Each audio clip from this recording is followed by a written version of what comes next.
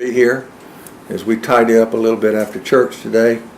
As I said before, I'll take the bathroom, and I brought a couple of blinds, dusters, and a few of those polyester cloths that are so good at doing that type of thing, and some scrubbing bubbles and such as that. So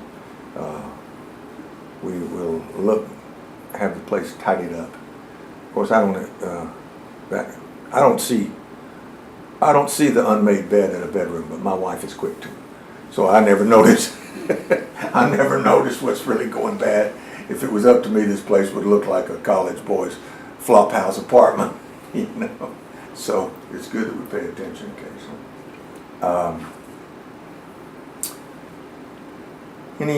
Faith House. I sent several of y'all. You got the deal. We need to talk while we're after church.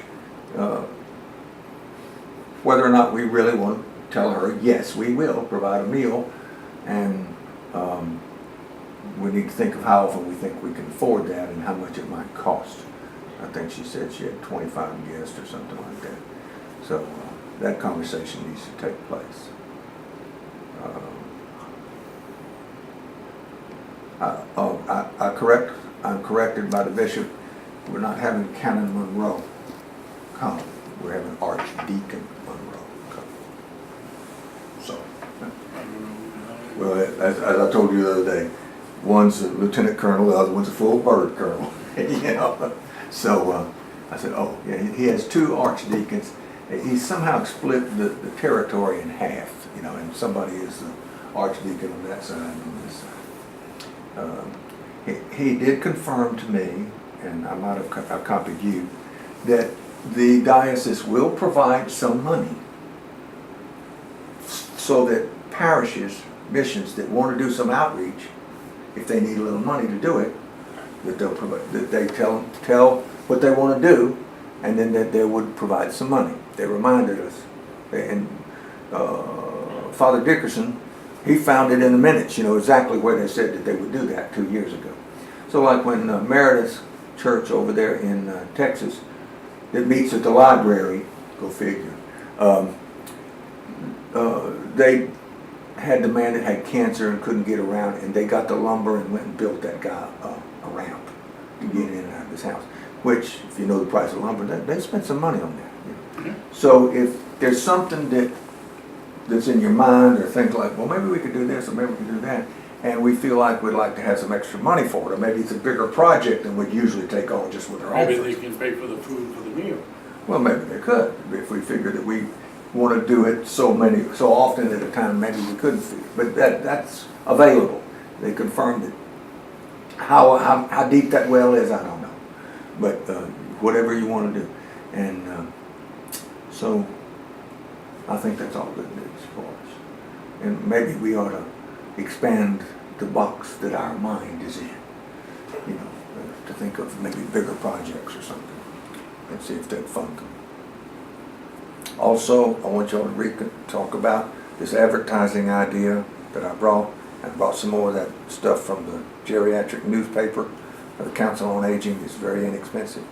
I also want to enlist some type of journalistic effort from somebody that can write, to interview the bishop or write his life story in a serial format, and we would submit those to maybe the Council on Aging newspaper, interesting interviews or something like that, to get his story told. And I think, you know, we gotta run what we brung, as we used to say to the drag races. He's with us, he's a great asset, and we need to, quite frankly, advertise him. And he's too modest, you know, to say, oh, okay, we just have to force him into it. How's that? Any other? Well, Betty fell again. Oh gosh. She seems to be doing this quite often. And she ends up in the emergency room, and you know, then she goes back to her house. Her spirits are pretty good, but She getting bunged up pretty bad last time I saw her. Is she not using a walker? She got a walker. I don't know how often she used it. That's Every why time I she's see her, skipping she over. uses it. When I see her, she's using it. Doesn't she have a little wheelie cart that she brought to church? We got that. She's probably not using, she's falling in her apartment. Yeah. She's not using it when she goes in there. I mean, she might get up from the bed to go to the bathroom when she falls. Doesn't make it. Yeah. Might be worth it to see if she'll use a cane around her apartment. Ask her if she'll use a cane. Well, around she's her. got all that stuff. I mean, we've given it to her. No, it's just, will she use it? Ask her if she will use it. Yeah, that's the whole problem. You know, the problem is that her balance is bad. Yeah. And she isn't really used to using something to help her keep her balance while she's going to the toilet. Yeah. And her son, apparently, he bought a motorhome and he's off track. So he just leaves her there. She has doctor's appointments. She has to fend for herself to get to the doctor. And He's living the life of the merry tricksters, like the he Grateful Dead. retired and he sold his business. He took off with his wife and they're traveling the country in their motorhome. She has one child? There's no No, way. she has 3, but they're all 3 worthless. One's in Baton Rouge, he doesn't have anything to do with her. The other one's in Kentwood, and he's okay with Dufaur, but his wife don't like her. So that puts it why he doesn't come from Kentwood very often. Well, at the end of the service, we quote Father Cooper frequently. Love those who have no one else but us to Well, love. And she pretty much, it sounds like she's alone. Yeah, well, she is, except that she has this one safety net that she calls when she needs something. Me and Nancy. You know, and then, I mean, Nancy talks to her every day. You're the God's love with skin on for her. Yeah. That her children have abandoned. But anyway, that's the scoop on Betty. She currently still. I asked her, she wants to come here. We're at the lake. She doesn't want to come here when we're here. And I said, Betty, I'll come pick you up. I mean, that either me or Pat or whatever. She goes, no, I go to Barnabas. She still has a lot of friends. Sure, in Barnabas. yeah. So she's going to get out the bus at the lake, makes a run to Barnabas with some other people, so she goes with them. And so we can expect her only when we are at the lake. Mm-hmm. Well, Betty Myers was there last time we were there. Wasn't she? Yeah. She actually recognized me yesterday. Really? I know, I was shocked. Does either Betty come to your No. Saturday? Gina's. Betty doesn't go to your Bible? I'm going to talk to her. She's not interested. You talk to her? She's not interested. Maybe she doesn't like Revelation, I don't know. Well, you're not, that's not the only thing you teach is Revelation. Well, we'll be done with the book of Revelation soon. We'll move on to something else. She has a bunch of ladies she plays cards with. They play cards over there. Yeah, there's a lot of game playing going on.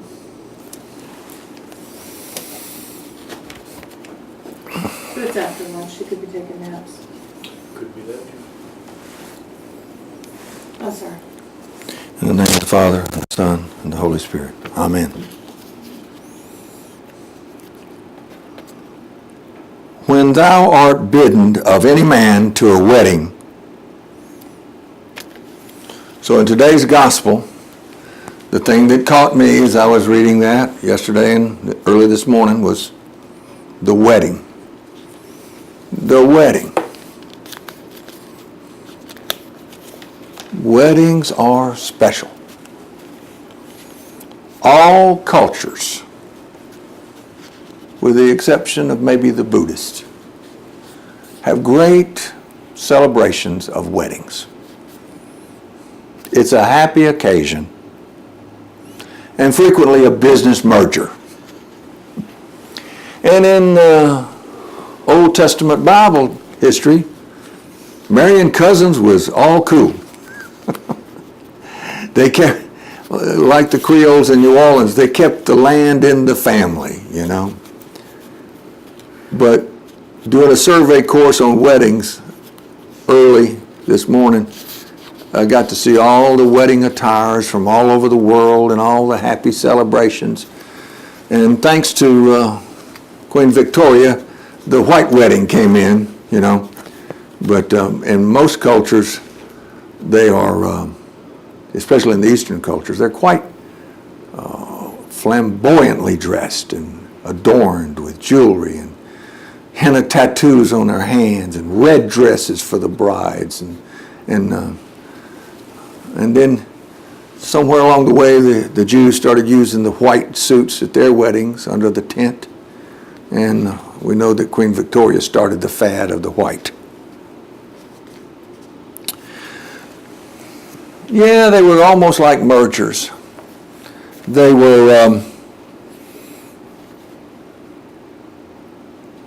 just a way of propounding your ancestry, having more kids, more people to herd the sheep, more people to take care of the crops, more kids to scrub the pots, you know, and to help mom out. But there was romantic love in the Old Testament. And I believe that's the reason they kept in the Song of Songs, the Song of Solomon, which I nicknamed the Song of Queen of Sheba, because there was romance and passion and desire built into that book of the Bible to prove that marriages weren't just to be arranged for practical purposes, but they were to be had in the face of romance and passion. Now, weddings, that's what this subject is for this sermon. In the Old Testament, there are three in particular that were famous: Jacob, Samson, and Esther. Now, Jacob was the story of he went and he wanted to marry the prettier daughter, Rachel, but he got tricked into marrying the older daughter first because it was the custom, Leah, and as a concession prize, his father-in-law threw in the two handmaids. So he had four outlets for his ideas of having children.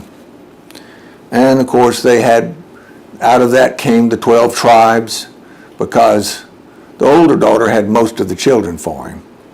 And sibling rivalries continued between those persons and into the tribes through the years. That's why in Moses' time and Aaron's time, they were separated by neighborhoods. They didn't get along that well, those tribe of brothers. And then there was Samson. He got married. He took an ill-advised wife. His parents were not happy with his choice. And of course, later it cost him his hair, his eyes, and his life.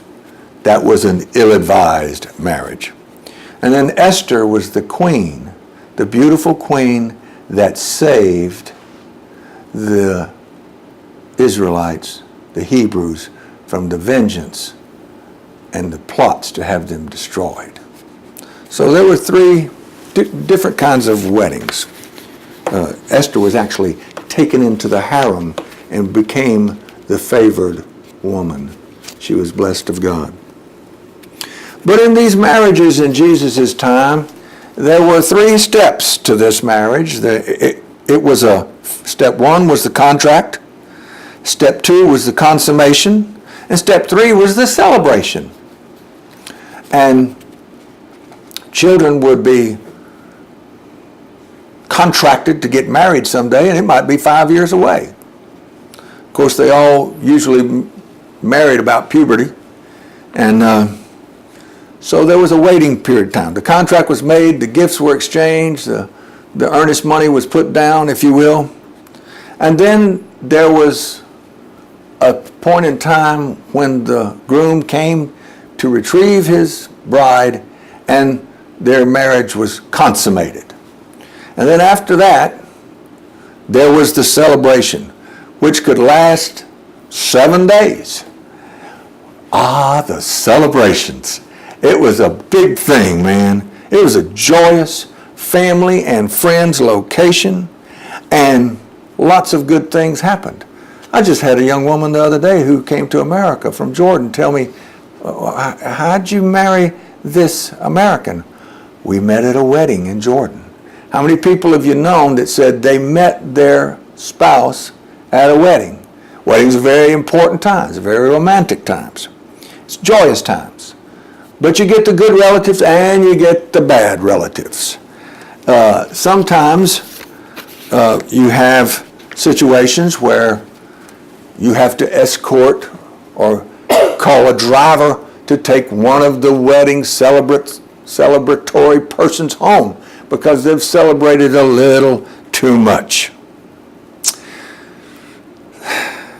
They celebrate the life of joy, of youth and fertility and success and beauty and happy times and probably no illnesses yet. It's a fun time. A fun time is usually had by all celebrating them. There's a lot of goodwill there usually. They give an opportunity usually to say, anybody know the reason why these people shouldn't get married? Well, he's still married to Lucy over here, or something like that. The banns of marriage are not always done nowadays where they announce it. But in the New Testament we had weddings, 3 in particular. You had John, the 2nd chapter, the wedding at Cana. You had Matthew, the 22nd chapter, about the marriage of the king's son. And in Luke you had the wedding feast that we had today, where people were taking their seats. Now everybody knows John 2, the happy situation at the wedding at Cana, when Jesus shows up and Mary comes and says, they got a problem. I don't know, maybe they were in day 4 of the wedding week celebration, and they're out of wine. Do something. So he changed the water into wine. So there was a miraculous, gracious act that saved an embarrassing situation for the families that were throwing the wedding feast and celebration. He had compassion on them, especially because his mother brought it to his attention. Then in Matthew 22, there's the marriage of the king's son parable that he told. How he invited all the people to come to his wedding, his friends, relatives, acquaintances, and influences. And they all had a good excuse. Well, I got business things I got to do. I got to take care of my wife. You know, in ancient times, you couldn't draft a young man in the first year of his marriage to go into war. He could stay home because he was newly married and he needed time to have an elongated honeymoon for he and his spouse. So in that story, the king became angry and sent out his servants to kill all those people that disrespected him. They were no more. And then he sent them out, the same servants, to the side streets and the byways to pick up all those riff-raff of people and bring them in and have a big old time and celebrate with him. Let them receive. Let them that are discouraged or ostracized or untouchable, let them come. And then, even then, the king was in charge. He came to the wedding, and he noticed this guy over here wasn't wearing the white suit that's provided for them to come celebrate the wedding at that time. Maybe the tuxedo store was closed, or maybe he just didn't have time for that. He comes in a little late. Because at the wedding of Cana, I kind of get the impression that Jesus was late. You know, he's coming to the party a little late. But this guy came in, and he wasn't appropriately dressed. He wasn't bathed in the spirit of the situation, of the party. And he asked him, why do you disrespect me like this? After I've invited you in to my bosom, to my plenty, to enjoy. And the man was speechless because he knew he was guilty. He had been found out. Maybe he didn't think he'd be noticed. He could just skip the wedding and eat the feast, so to speak, and get the food and get out the back door, maybe.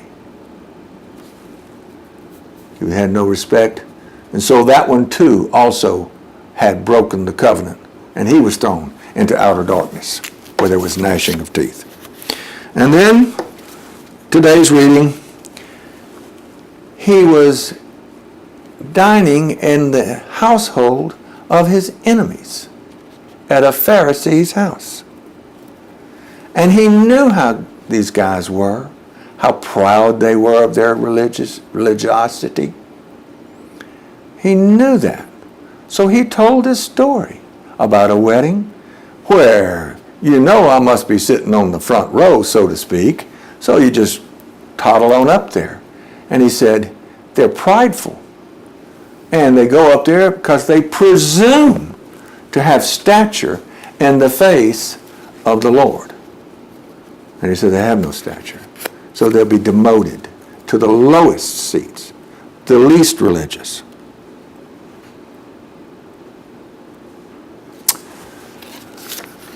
And finally, the wedding in the book of Revelation, the marriage supper of the Lamb, where the bridegroom is Jesus, and we, the members of the Christian faith of his church, of his body, we are his bridegroom. And we are called to an eternal heavenly banquet with intense joy and celebration for eternity. In the name of the Father, the Son, and the Holy Spirit. Amen.